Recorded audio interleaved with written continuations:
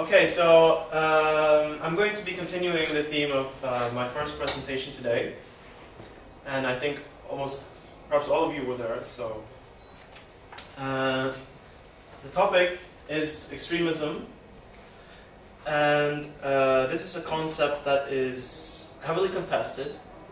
Okay. Thank you. Thanks. So this is a concept that is heavily contested, and is both used and misused in everyday conversations and in politics and in political struggles. So therefore I think we should begin by investigating extremism, the concept and our understanding of it first. So what it really entails, and here I'll be looking for some of your thoughts on this. And then we'll be talking a little bit about how people become extremists, what we call political radicalization. And then I'll be talking a little bit about the jihadists and counter-jihadists. I don't know how much you know about both from beforehand. Probably you have some experience and knowledge that is about the jihadists, for instance, Al-Qaeda and the like, and now in Syria and Iraq, the Islamic State. And then the counter-jihadists, well, you can think of my example earlier today with the Norwegian terrorist. And then finally, we'll have a little discussion about the different strategies you can have for combating extremism. And again, I'll be looking for your input on this.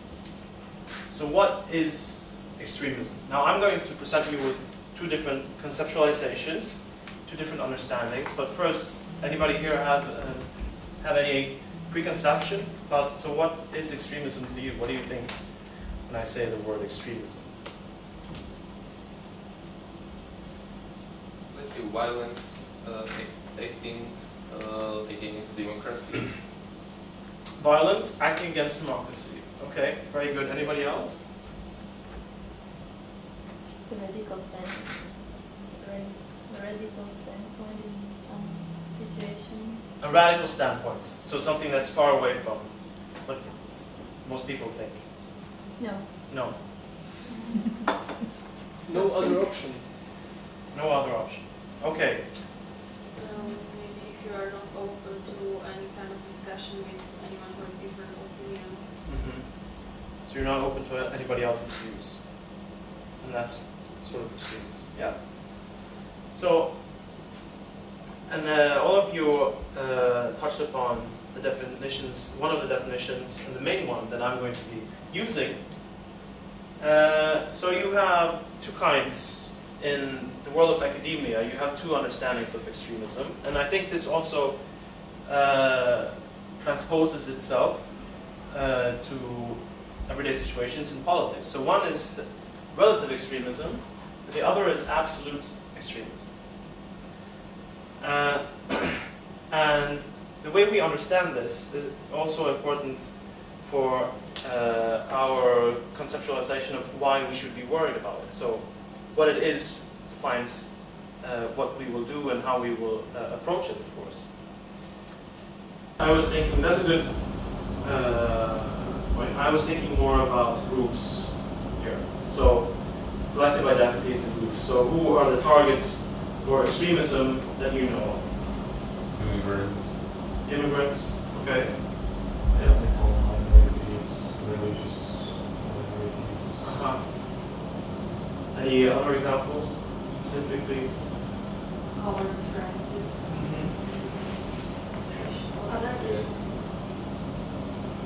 Yeah. Well, so I think you got almost all of the different categories.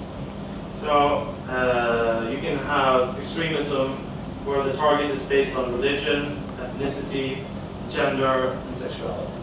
So that's pretty much, that captures almost all of it. But it's also important to keep in mind that extremism can spring from any collective identity, from left to right, from any sort of religious background. So from Muslim to Buddhist, for instance, I don't know if you've caught what's going on in Burma or Myanmar now, where you have the Buddhists slaughtering and attacking Muslims and justifying it religiously. And the leader of this is a monk, a Buddhist monk. These are, of course, in our conception, the people we view as the most peaceful, right? The most peaceful religion. So in any collective identity can be the basis of this. And as I mentioned earlier, so Muslims are the prime target for extremism and discrimination and prejudice in Western Europe now. And they have become more and more the target for the populist right and the extreme right in particular.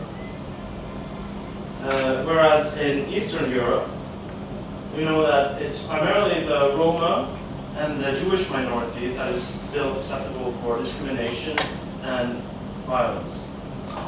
And in your country, it's the Roma, as I understand it, but also the Hungarian minority has been victimized and attacked. So why are Muslims and Islam the target in Western Europe, whereas the Jewish minority is not so much anymore, for instance? Is it because of the number of Muslims? And as I mentioned earlier, there's been a huge influx of Muslim immigrants over the last couple of decades, gone from perhaps 0% of the population to, in some cases, 5, 6, 10%. And is it related to this? And the short and easy answer is no. It's not related to this at all. And in fact, the countries in Western Europe where you have the most people who are negative to Muslims and have a hostile view of Muslims is Finland, where there are almost no Muslims. So, perception, how you view reality, as I was saying, these forms of generalizations, really is paramount, it's key. And so how can we understand this change in Western Europe? And I think it all ties back to the norm of anti-discrimination. And this is something of a paradox, because why should the norm of anti-discrimination lead to more discrimination and targeting of Muslims in Western Europe? Well, that is because after the Second World War, you had the liberal societies in the Western world, the victors. They defined themselves as the counterpoint to fascism and to the Nazi Germany. And as you know, they were the ones who primarily installed and enacted their racist, supremacist ideology, killing millions. And so the West adopted a counterpoint. So they wanted to be the opposite. And that started the push for the norm of anti-discrimination. So and that means that if you hold discriminatory views about somebody else, a group, you're not supposed to talk about it, and you're not supposed to act it out. And therefore, in practice, that means that is the equivalent, the same, as not being discriminatory. Because if you only have it in your mind, it doesn't have any societal impact. It doesn't have impact on society. Enter Islam. And precisely because Muslims are primarily identified through their religion, you're able to criticize them and legitimize it by saying it's criticism of religion and freedom of speech. So that means that you're able to circumvent this whole norm of anti-discrimination, being against discrimination. So it's tricky, and of course, it's also very tricky to identify when somebody crosses the line, in terms of generalizations and enemy pictures on this basis.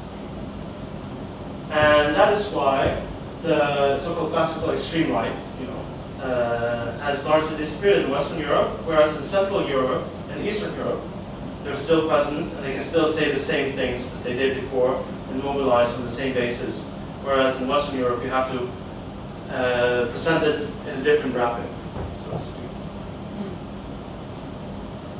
Okay? So what about this connection here? Opinion, action. Because we've been talking a lot about opinions. And is it enough to hold strongly negative opinions, and perhaps speak about it? Is that kind of the way to extremism and the journey towards extremism and becoming a fully fledged extremist? And in order to understand this, we have to talk a little bit about radicalization. So the political radicalization of somebody, it means that your beliefs and your actions change in the direction of one end of the political spectrum. So you take one position in a political debate, and then you move and you move and you move until you end up in one of the polar points, right? And it's easy, I think, to draw this direct parallel between what you say and what you do. And so, for instance, when we talk about, I'm going to use the example of Moskalenko, the Norwegian terrorist.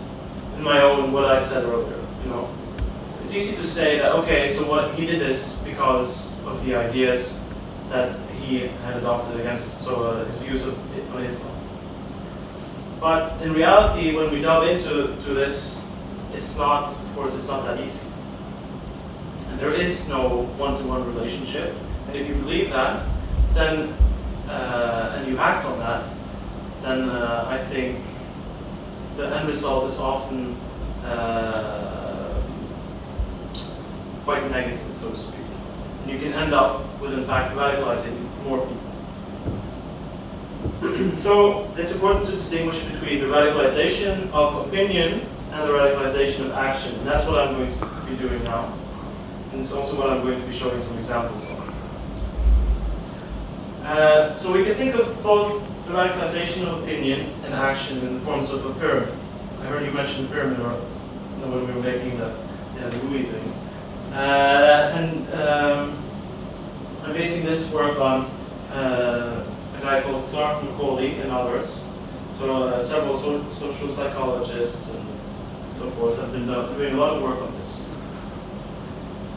So the first step of the pyramid of radicalization, and here it's about opinion. You have the neutral part of the population, meaning you and me, everyday people, the entire population. And this is followed by the sympathizers, and then the justifiers, and those who believe it's a personal moral obligation to participate in act. And then, likewise, with the radicalization of action, you first have the inert, so meaning those who can potentially become active but are not. So a large part of the population here, that varies. In some Muslim countries, a lot of people are more susceptible than in, for instance, Western Europe. And this is also tied back to what I said about the norm of anti-discrimination. So you have the inert, and then the activists, those who act on a legal basis, and they don't do anything violent, for instance, who break the laws. And then you have the radicals, and finally the terrorists, the pinnacle of the pyramid. And so these are two distinct pathways of extremism, of radicalization, and they're not the one and the same. And so you have the jihadists and the counter-jihadists here as the example. So here's the logo of, of course it is on the side, okay. But here you have the logo of Al-Qaeda, and here's the logo, and one of the logos the counter-jihadists use. And you see this, so here's the skull with the cross nailed through it, and then you have the symbol of Islam, communism, and Nazism on it. And they equate them, they think that's one and the same, because they're all totalitarian ideologies.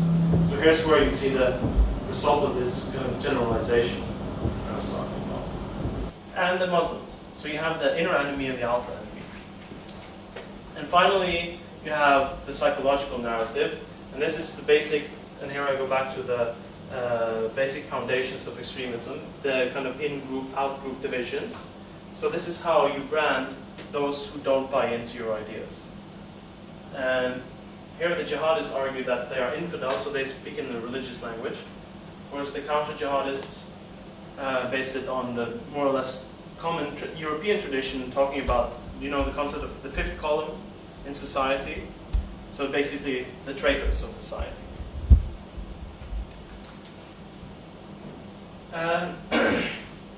So if we then try to match these kind of different narratives to the steps, from the sympathizers and the justifiers and those finally at the top of the radicalization of opinion pyramid, we can say that with the sympathizers, buy into one or more of these ideas, and usually it is the political narrative.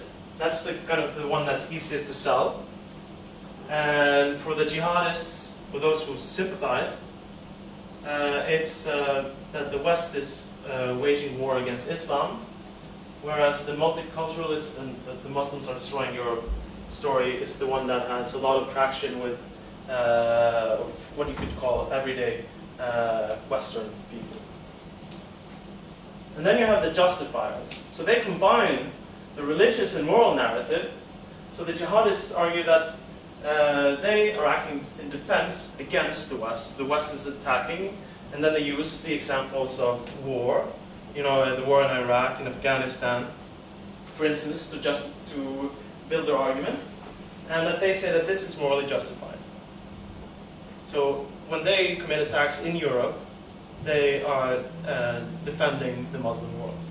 And then the counterpoint, so the counter-jihadists, they say that those of them who use violence are acting in defense of the West, so even though we perceive it as they are attacking their own countries, for instance, with Breivik, he thinks that he's saving his country, right? And that they therefore believe that it's morally justified. So with Breivik, he killed kids, right? Shot them, but he thinks that it's morally justified because they are the political enemy. They are the cultural Marxists in making. They are the next generation of the leaders who will destroy his country, our country. So there you have all the different steps, and then finally you have the moral obligation. These are the people at the top of the pyramid, and they finally buy into the psychological narrative, where they believe it's an individual duty to support and participate in defense of either Islam or the Western civilization. So, in short, both sides, both factions if you want, they agree that there is an ongoing clash of civilizations. And of course, this idea that there's a clash of civilizations is not just restricted to them, it's a very widespread idea. But they also believe that the violence that they conduct, or others like them, it's more correct to say, is self-defense. And then you have the radicalization of action. And first, as I mentioned, the inert, so the majority population, more or less. And this is followed by the activists, those who conduct legal and non-violent political action. So for instance, the people we're talking about, in my first presentation I said I conducted interviews with these anti-Islamic groups, right? So this is them, basically, the activists. And here's an example from Norway. This is from one of the groups where I interviewed their leaders. It's called the Stop the Islamization of Norway. And here's the same kind of slogan thing going on again. And they write, no to racism, no to Nazism, no to Islam. And the counterpoint here is also from Norway. And this was a demonstration against the Muhammad cartoons. If you remember that incident, it was a huge conflagration, and embassies in the Middle East were burned down and that kind of thing. And then you come to the radicals. So I don't know how much you know about the situation in England, but one of the biggest and newest groups there is the English Defence League. And they are part of the counter-jihad. And here's an example where they rushed and attacked the police, who they, of course, see as, to a certain extent, as part of their enemy. And the counterpoint here is also from England, from London, and where these radical Islamists establish so-called Sharia-controlled zones. So that means that if you break their rules, the rules of Sharia as they see them, for instance, if you're a woman, you dress modestly, but not fully covered. or if you're seen drinking, for instance, alcohol in public, smoking, you know, or if you show signs of, for instance, if you're holding another man in the hand, right, like showing homosexual, how do you call it? Affection. Yeah. So any public display of affection that they don't. Then they attack you or they harass you or drive you away. And you also see the same examples in Germany now and other places you have these groups. Yeah. Just want to say about this, the last example. Yeah. Like, how can I, as a normal citizen, find out I'm in that zone? Like, Well, that's a good question. how do they? Well, they're quite small, so they're in England, in London, they're restricted to very specific spaces, and I guess you'll either find out by talking to somebody who knows it, you'll have somebody shout at you, or you'll see the posters. So it's just they put posters somewhere and things. Yeah, and then they patrol the streets. And then finally you have the terrorists, and these are the people who target civilians with lethal violence. And they're exemplified by Anders Breivik, I was talking about earlier in court. And also another Norwegian on the other side here, Sebastian Vasquez, who is a member of the Islamic State. And this picture is taken after they bombed a police station and killed all the police officers. So he's one of the top members of the Islamic State, and he is a convert. So it's important to stress that all of these steps here, when we were talking about the radicalization of action, right? Do you remember the steps? And then you had the activists, the radicals, and the terrorists.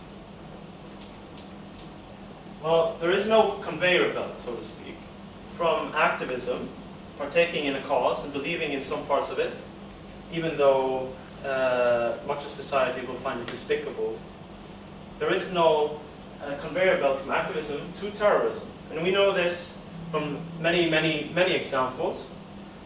For instance, of the tens of thousands of activists who in some way or fashion supported these groups, the Brigata Rossa in Italy, or the Red Army faction in Germany, or the Weather Underground in the United States, maybe you've heard of one of them at least. Of the tens of thousands, at most during the entire period of time that they were active, in some cases stretching over a decade or two even, only a couple of hundred at maximum became terrorists. So that's a very small amount of the total people who did believe in the cause, right? And so what then about the connection between the pyramid of the radicalization of opinion and the radicalization of action? In other words, as I say here, what significance do ideas really have?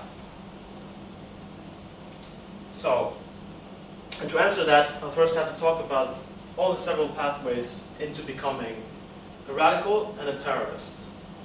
So the ones who commit political violence. So you can separate between individual reasons, what we can call small group reasons, and then society, like macro scale reasons. So the individual reasons, there are 7 you can identify. For instance, you have personal grievance, or the need for revenge. So somebody has committed violence or oppressed you or somebody you love, and then you take revenge by trying to kill some of them. So a very good example is the Chechen Black Widows, who after the war in Russia, in Chechnya, when the Russians went in and bombed and killed, indiscriminately, and then they went back to Russia and became suicide bombers.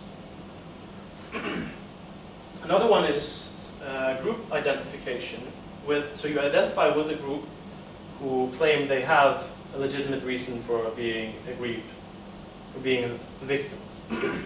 So that means that you don't have any connection to that group yourself. You haven't had any experience of being oppressed or that kind of thing, but you identify with them.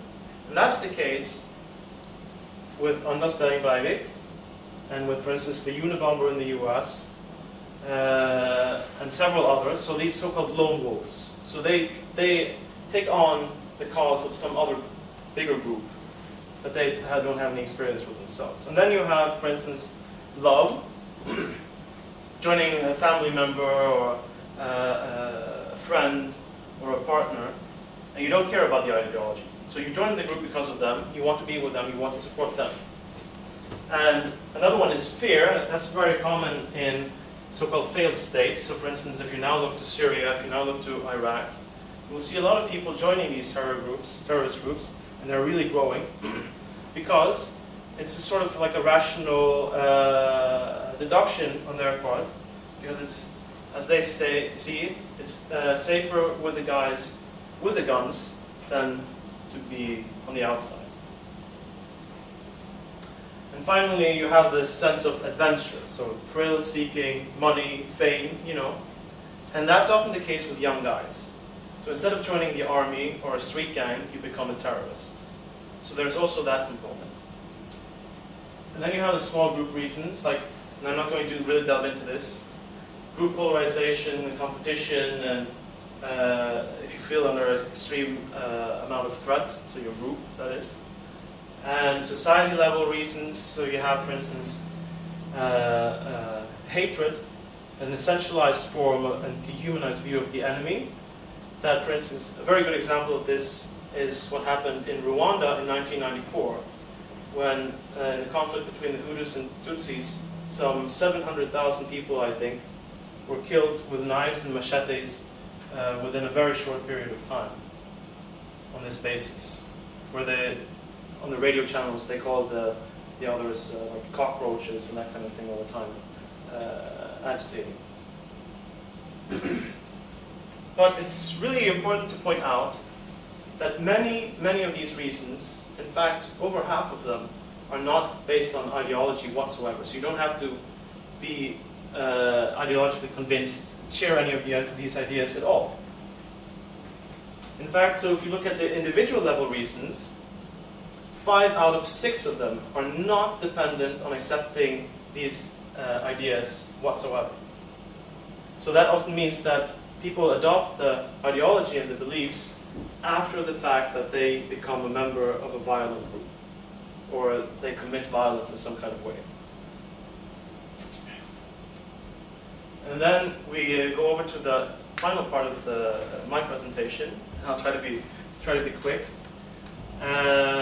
So the end of political violence, and also how to combat extremism. So there are many ways of combating political violence and ending it. For instance, co-opting or entering into negotiations if it's a big group, right? And then they sometimes transform into a political party, like in democracy and so forth. And another one is state repression. The killing and imprisonment of these people who commit violence. And the other one, as I briefly mentioned, is facilitation, or the reduction of penalties for individuals and the negotiations with groups. And it's often a combination of these. So you have both the carrot and the stick. However, counterterrorism, as it's called, by the government, often backfires. In fact, these measures that I was talking about, and especially so imprisonment and the use of violence, for instance, trying to kill them, the terrorists, is one of the most important factors for instigating, creating political violence and fueling its continuation. This is because it creates solidarity, not just within the group of those people who are committed to the cause, but also with the broader society. And you can start to see them as the victims, the underdog in this situation, right? They're unjustly targeted. And this especially holds if you don't only focus on the ones who commit violence, but the ones who hold the extreme views.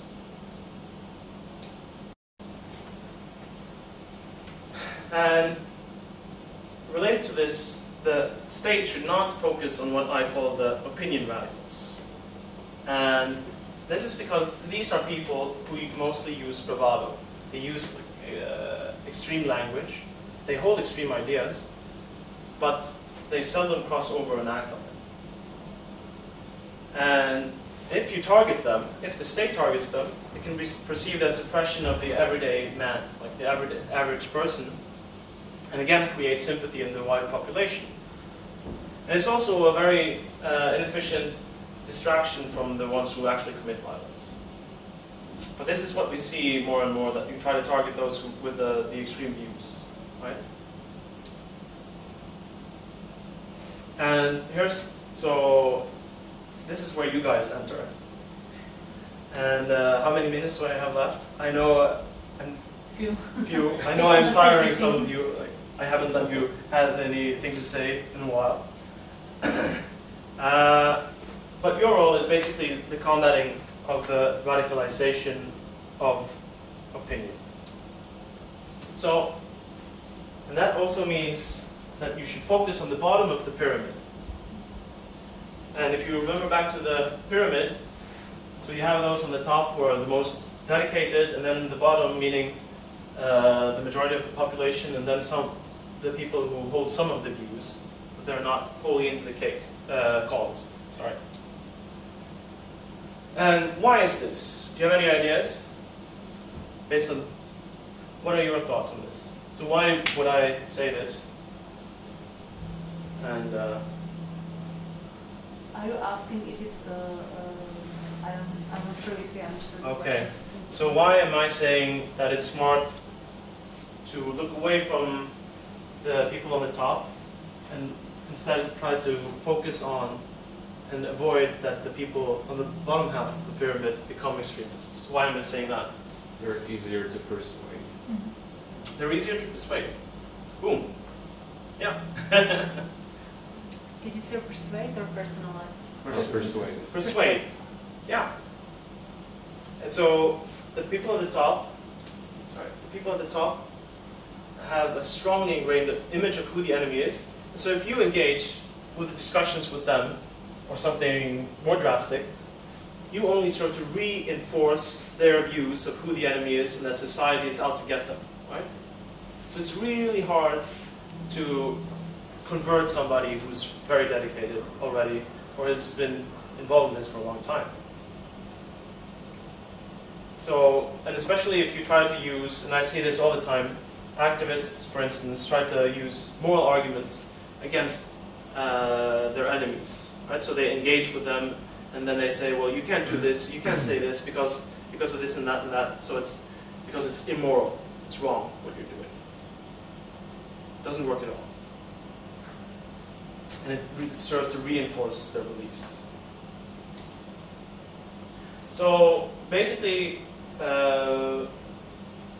what I am arguing in favor of here and now is that you should continue with fostering the norm of anti-discrimination in these bottom parts of the pyramid, so to speak, with the majority of the population, and thereby minimizing the potential for people to become extremists.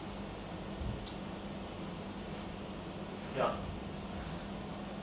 So what do you think about that?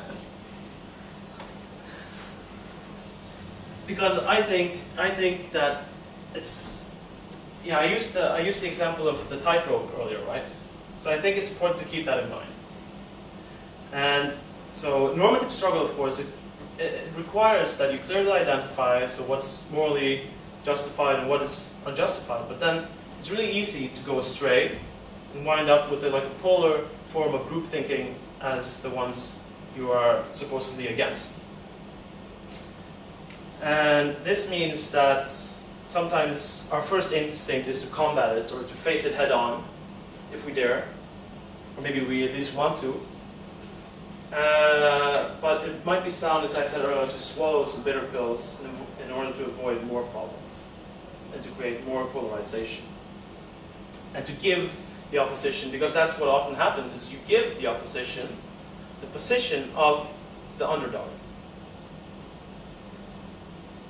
And you also blur your own ability to sufficiently distinguish between what really is problematic and what is not. Yeah?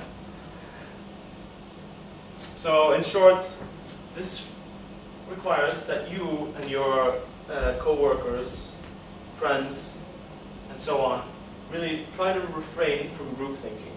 So when you see that you're kind of locked into this kind of spiral, thinking like in this friend-enemy perspective, it's time to really break out and reflect and think, okay, is this helping?